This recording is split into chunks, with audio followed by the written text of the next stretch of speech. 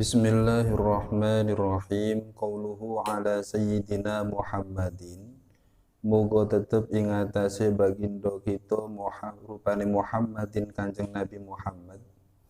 Huwa utawi Muhammad iku afdolu asma'ihi, luwi utamane piro-piro asmane Kanjeng Nabi Muhammad sallallahu alaihi wasallam. Wal musamma utawi wong kang ngarani lahu marang Kanjeng Nabi bidzalika kelawan mongkono-mongkono Muhammad iku jadduhu mbae Kanjeng Nabi. Yang memberikan nama Muhammad adalah kakek Nabi. Rupane Abdul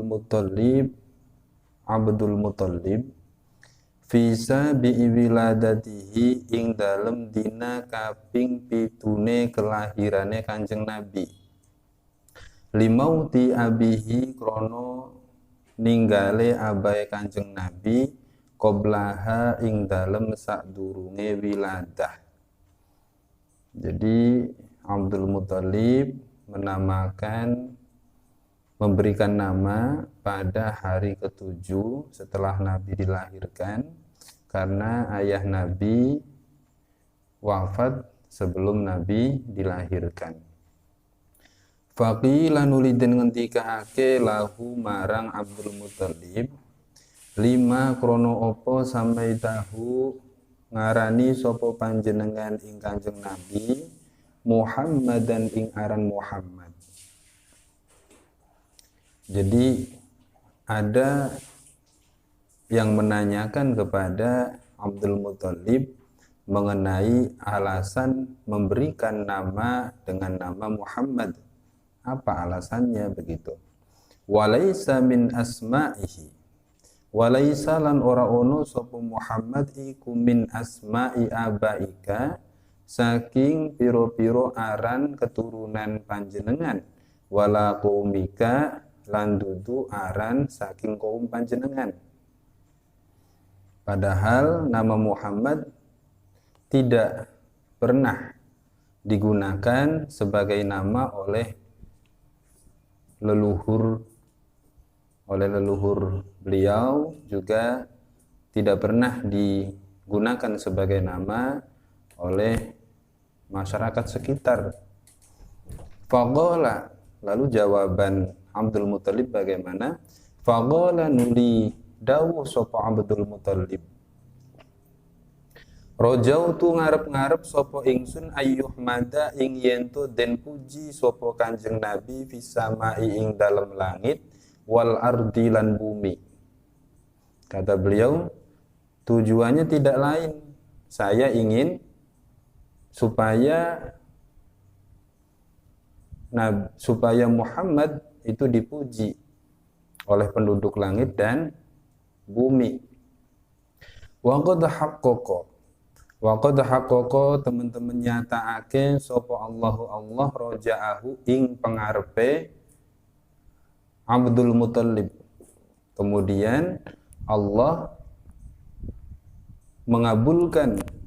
mewujudkan harapan tersebut.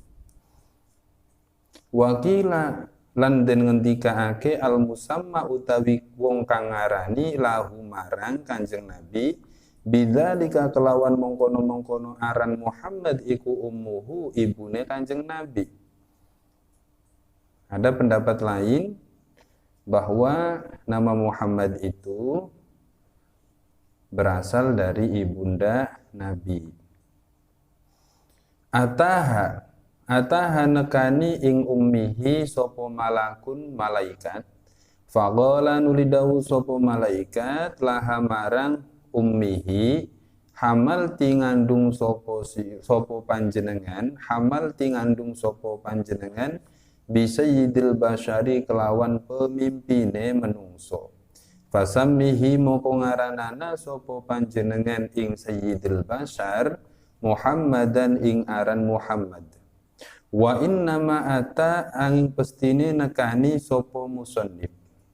Ini sudah lain wawu istiqnaf, lain pembahasan. Wa inna ma'ata angin pestine nekani sapa musannif bisolati kelawan solawat fi awwali kitabihi ing dalem kawitane kitabe musannif ala Rasulillah sholawat ing atase utusane Allah sallallahu alaihi wasallam. Jadi sholawat yang diucapkan oleh penulis pada permulaan kitab memiliki alasan. Alasannya antara lain demikian. Amalan krono ngamalake bil hadisil qudsi kelawan hadis qudsi. Alasan yang pertama karena mengamalkan hadis qudsi. Wa huwa utawi hadis qudsi iku qauluhu pengendikane Allah taala hale maha luhur sapa Allah, abdi he hamba ingsun. Lam tashkurni durung syukur sapa sira ing ingsun.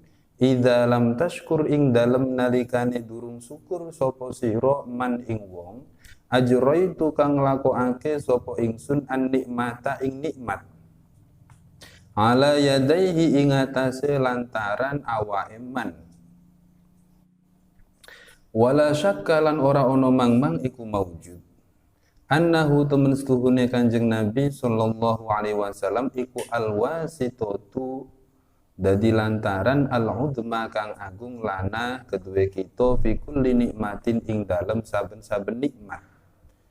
Bal huwa balik utawi Kanjeng Nabi iku aslul ijadi asale maujudake likulli makhlukin kedue saben-saben makhluk. Rupane Adam, Nabi Adam wa ghairihi lan sakliyane Adam. Jadi maksud dari hadis qudsi itu adalah Kanjeng Nabi.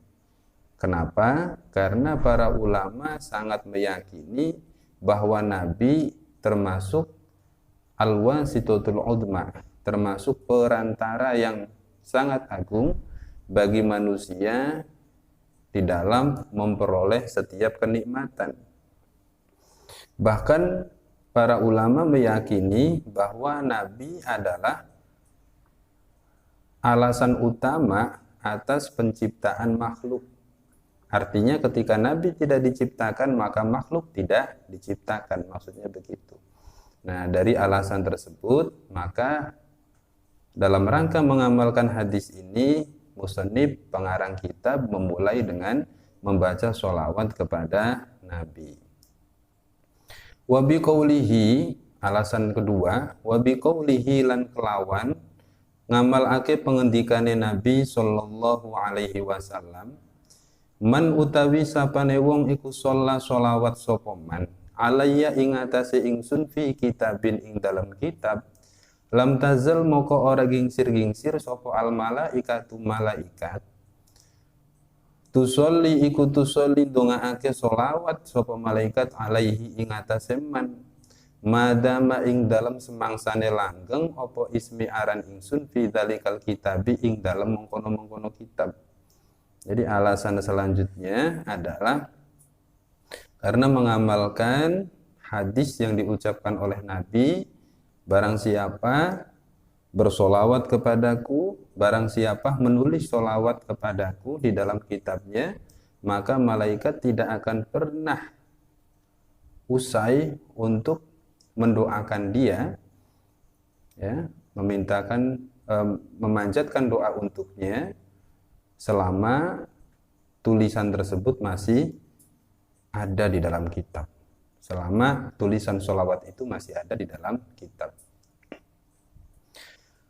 Qala dawu sapa Abdul Mu'ti As-Samlawi, Syekh Abdul Mu'ti As-Samlawi fi makna hadzal hadisi, in dalam maknane iki hadis aiman man utawi sapane wong iku kataban nulis sapa man as-sholata ing sholawat wa shallalan maca sholawat wa shallalan sholawat sapa man au qira'a utawa maca sapa man as-sholata ing sholawat al-marsumata kang den tulis fi ta'lifin ing dalem karangan au hafilin utawa ing dalem undangan au risalatin utawa ing dalam risalah lam tazal moko ora gingsir-gingsir sapa al malaikatu malaikat iku tad'u dongaake sapa malaikat lahu marang man bil barokati kelawan barokah au tastaghfiru utawa nyuwunake sapa malaikat nyuwunake ngapura sapa malaikat lahu marang man.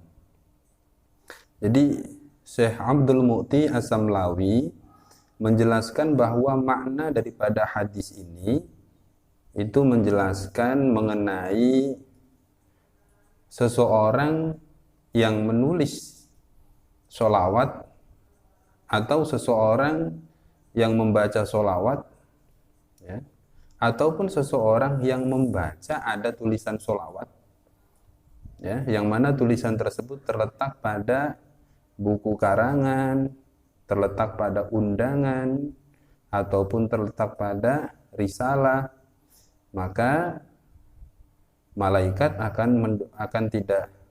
malaikat tidak akan usai mendoakan dia supaya mendapatkan keberkahan ataupun supaya mendapat ampunan. Qauluhu khatamin nabiyyin. Khatamin nabiyyin kang dadi pungkasane para nabi. Bi fathit ta'i kelawan maca fathah huruf ta wa kasriha lan maca kasroh huruf ta.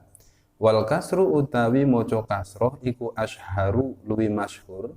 Aito ba'ahum tegese kang mungkasi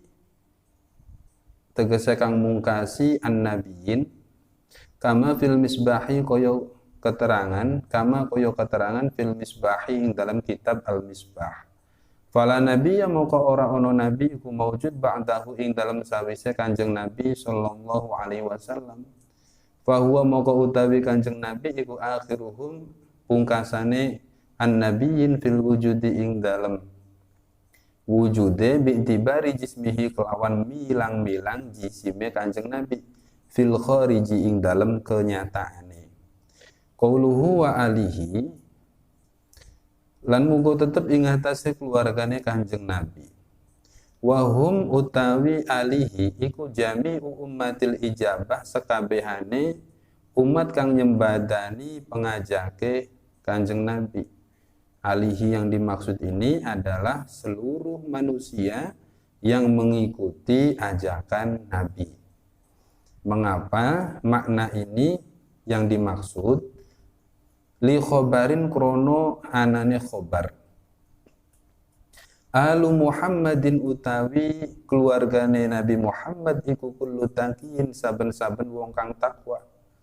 Jadi keluarga Nabi itu, ya, yang dimaksud dalam hal ini adalah la bin nasbi, tidak berdasarkan sanad tapi berdasarkan ketakwaan, sehingga sekalipun tidak memiliki nasab yang menyambung kepada Nabi termasuk disebut keluarga Nabi asalkan punya ketakwaan. Akhrajahu ngetokake ing khabar sapa At-Tabrani Imam At-Tabrani. Wa huwa utawi jami'u ummatil ijabah iku al-angsabu luwih mantesi bimaqami doa ing dalem panggonane doa. Jadi makna tersebut adalah makna yang paling tepat ketika ada pada kalam doa. Walau asina senajan piro-piro kang durhaka. Li'annahum krono temen setuhune al-asin iku ahwaju luwi butuh ila du'a marang donga min ghairihim saking sakliyane asin. Wa amma fi maqamiz zakati anapun ing dalem panggonane zakat fal muradu moko utawi kang den karepake bil ali kelawan keluargane Nabi hum yo ali iku Banu Hashim keturunane Bani Hashim wa Banu Muthalib lan keturunane Bani Muthalib.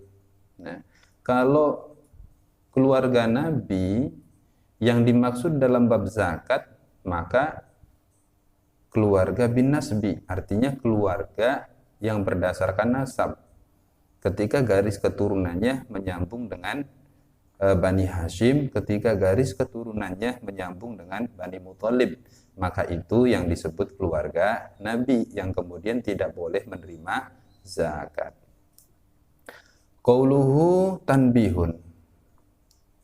Tanbihun artinya pepeling Aslu ali utawi asale kalimat ali iku ahlun, kalimat ahlun. Kulibat den ganti opo alha huruf ha den ganti hamzatan ing huruf hamzah. Tawassulan krono gawe tumeka likol biha marang ganti ha. Alifan ing alif summa kulibat nuli den ganti opo al hamzatu hamzah alifan ing alif. Li sukuniha krono sukune hamzah wang fitah himalan kewaca fathai huruf qoblaha kang tetep ing dalem sak durunge hamzah. Hada utawi iki asluhu ahlun iku madhabu Sibawe, madhabe Imam Sibawe.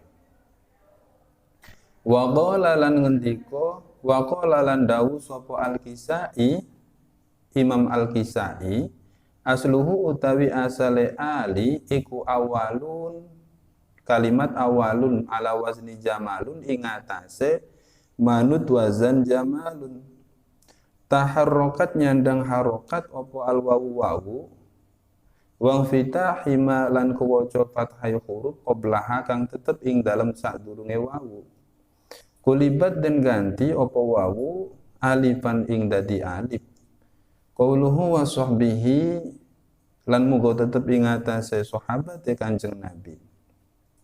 Wa huwa utawi sahbihi iku man wong ijtama'a kang dadi kumpul sapa man mukminan hale iman bin nabi kelawan Nabi sallallahu alaihi wasallam ba'da risalati ing dalem sawise dadi rasul. Sahabat itu siapa? Ialah orang yang bertemu ya, atau orang yang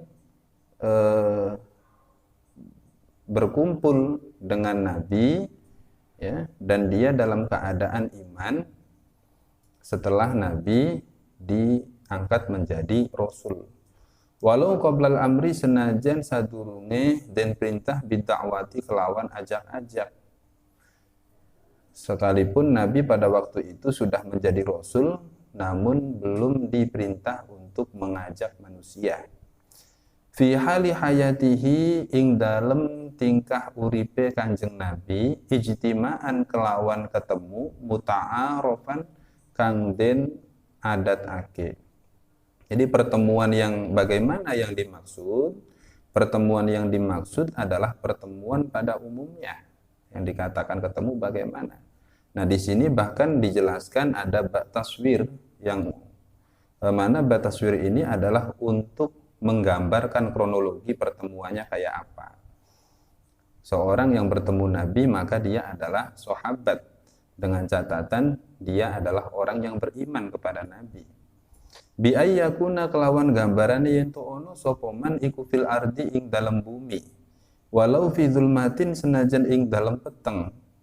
Au kana utawa ono sapa man iku a'ma wong kang wuta. Wa illam yusy'ar senajan orang rasa sapa man bihi kelawan Kanjeng Nabi au kana utawa ono sapa man iku ghairu mumayyizin durung tamyiz. Au maron utawa iku wong kang liwat.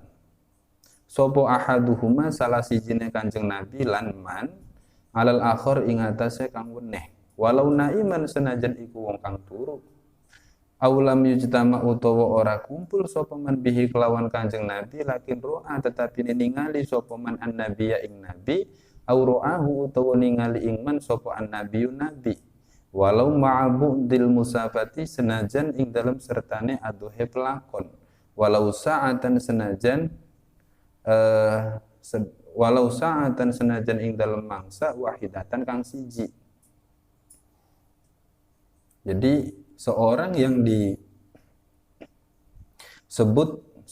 disebut bertemu dengan Nabi ya adalah orang yang dia itu berada ya di tempat yang sama ya sekalipun dalam kondisi gelap yang mana orang tersebut tidak mengetahui bahwa yang ia jumpai adalah Nabi atau orang tersebut adalah orang yang buta yang tidak bisa melihat Nabi ataupun orang tersebut tidak menyadari bahwa ia bertemu dengan seorang Nabi atau seorang tersebut masih kecil ya ataupun seorang tersebut hanya berpapasan dengan Nabi, atau orang tersebut sedang tidur kemudian Nabi lewat, ataupun seorang tersebut hanya saling memandang, ya, memandang Nabi atau Nabi yang memandang dia, maka itu sudah disebut sahabat sekalipun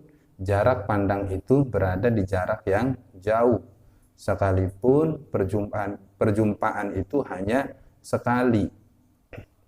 Itulah hebatnya energi positif yang diberikan oleh Nabi, sehingga masyarakat yang biasa ketika bertemu dengan Nabi derajatnya akan diangkat menjadi seorang sahabat.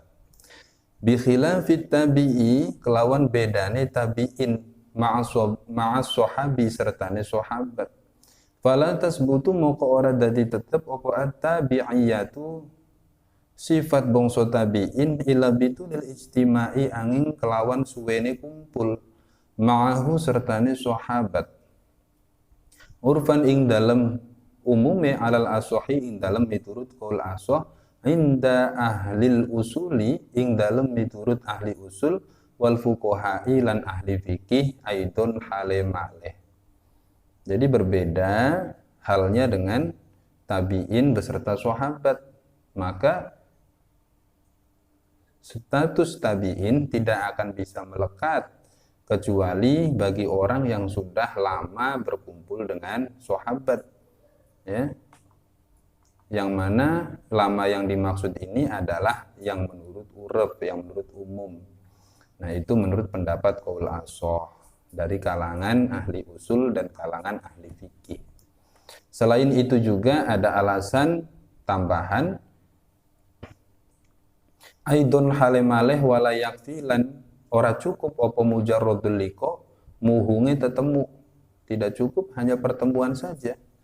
Bi khilafi liqa'i sahabi kelawan bedane tetemune sahabat ma'an nabi sertane nabi. Li annal ijtima' krana temen setuhune ketemu bihi kelawan kanjeng nabi iku yu asirung labeti apa al ijtima' minan nuri saking nur saking cahaya al qalbi kang bangsa ati ad'a fima kelawan piro-piro tikelane perkara yu asiruhu kang labeti ing ma apa al ijtima'u perkumpulan atau bil kang suwe bi sahabi kelawan sahabat wa ghairihi lan sakliyane sahabat. Jadi ada perbedaan, ya, dengan pertemuan sahabat dan nabi. Kalau pertemuan sahabat dan nabi sekalipun dengan masa yang singkat di kondisi yang gelap, itu tetap akan memberikan dampak, ya, kepada hati sahabat sehingga ia bisa disebut sahabat walaupun pertemuannya dengan Nabi adalah secara singkat. Hal tersebut tidak bisa disamakan dengan pertemuan tabi'in dengan sahabat karena porsi pengaruhnya berbeda. Yang kalau dibandingkan ketemu dengan Nabi sebentar, bekasnya itu sama saja dengan ketemu dengan sahabat dalam waktu yang lama. Apa ini? Yaitu pengaruh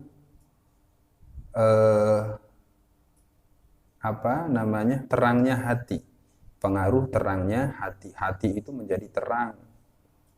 Sehingga untuk beribadah itu menjadi semangat, begitu ya. Lakin kola tetapi dawu sopo Ahmad As-Suhaimi, Syekh Ahmad As-Suhaimi, at-tabi'i utawi tabi'in huwa ya tabi'in iku man wong lako kang ketemu sopo man as-sahabi ing sahabat walau qalilan senajan sedelo wa illam yusma senajan orang rungu sopo man minhu saking sahabat. Namun ada pendapat lain yaitu dari Syekh Ahmad As-Suhaimi, beliau mengatakan tabi'in disebut tabi'in cukup hanya bertemu dengan sahabat sekalipun sebentar, sekalipun ia tidak pernah mendengar nasihat dari sahabat. Summa i'lam nuli wuruha sapa sira annal khulafa'a temen setuhune khalifah al-arba'ati kang papat fil fadli ing dalem keutamaane ala hasbi tartibihim ing atase milang-milang urutane al arba'ah fil khilafati ing dalam khilafah. Inda ahli sunnati ing dalam miturut ahli sunnah fa afdaluhum maka utawi luwi utama-utamane al arba'ah iku Abu Bakar wasmuhu utawi arane Abu Bakar iku Abdullah summa Umar nuli Umar summa Utsman nuli Utsman summa Ali nuli Ali radhiyallahu anhum radhiya muga-muga ngridoni sapa Allah anhum saking al arba'ah wa yadullu lanuduhake lidzalika mari mengkono-mengkono afdaluhum apa hadis Ibnu Umar bahwa kesimpulan ini yang menyatakan keutamaan sahabat secara urutan yang pertama adalah Abu Bakar dan seterusnya itu berdasarkan adanya hadis Ibnu Umar. Bunyi hadisnya begini, kunna ono sapa kita iku nakulu dawuh sapa kita wa Rasulullah alaihi utawi utusane Allah sallallahu alaihi wasallam iku yasma'u midanget sapa Kanjeng Nabi khairu hadhil ummati utawi luwih bagus iki umat ba'da nabiha ing dalam sawise nabine umat iku Abu Bakar summa Umar nuli Umar summa Utsman nuli Utsman summa Ali nuli Ali falam yanhana ora nyegah sapa Kanjeng Nabi ing kita. Nah, artinya bagaimana sikap Nabi ketika tidak melarang berarti menunjukkan sikap takririyah bahwa Nabi setuju atas ucapan itu. Wa yalihim lan ngiring-ngiringi ing arba'ah fil afdholiyati ing dalam sifat utamane asitatu iku wong nenem iku asitatu wong nenem albakuna kang keri wa hum utawi asitah iku Tolha wa Zubair lan Zubair wa Abdurrahman lan Abdurrahman wa Sa'dun lan Sa'ad wa Sa'id lan Sa'id wa Amir lan Amir. Walam yarid lan ora tumeka apa nasun keterangan bitafawuti ba'dihim kelawan kaceke sebagian sita hala ba'din ing atas sebagian kang meneh fil afdhaliyati ing dalam sifat keutamaan. Fala naqulu maka ora kena ngucap sapa kita bihi kelawan tafawut. Ya. Jadi ada 6 orang ya yang kemudian juga menjadi sosok-sosok yang memiliki keutamaan. 6 orang tersebut adalah Tolha, Zubair, Abdurrahman, Sa'ad, Sa'id dan Amir, yang mana ke-6 orang ini tidak perlu untuk dibandingkan porsi keutamaannya karena memiliki porsi yang sama, sebab tidak ada keterangan yang menjelaskan bahwa porsi keutamaan beliau ini berbeda antara sebagian yang lain. Maka kita tidak pantas, tidak patut, tidak boleh untuk mengatakan adanya perbedaan porsi keutamaan di antara mereka. Amaman anapun utawi wong ijtama'a kang ketemu sapa man bil anbiya kelawan piro-piro nabi qablahu ing dalam sadurunge Kanjeng Nabi Muhammad sallallahu alaihi wasallam fayuqalu moga iku den ucapake lahum kedue man hawariyuna ing kaum hawariyun.